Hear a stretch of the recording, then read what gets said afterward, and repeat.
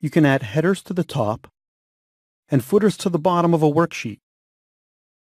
When you print the worksheet, the headers and footers also print. For example, you might create a header with a file path and a footer with page numbers. Headers and footers display only in Page Layout view and on printed pages. Select the worksheet you want to add a header or footer to. Click the Insert tab and click Header and Footer. This displays the worksheet in Page Layout view.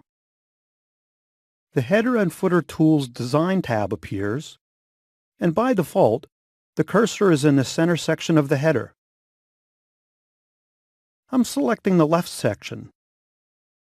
I want to add the file path to it, so I click the File Path button. I click anywhere else on the worksheet, and the file path displays in the left section of the header on all pages. To add a footer, scroll to the bottom of the page, select the section of the footer you want to add something to.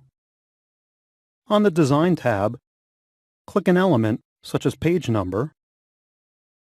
Click anywhere else on the worksheet, and page numbers now display in the footer. There are other elements on the Design tab. Check them out.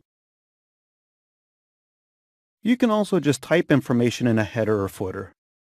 Select the section you want to add text to, and type your text.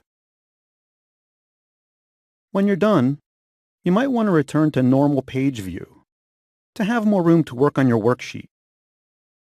Click the worksheet, click the View tab, and click the Normal button.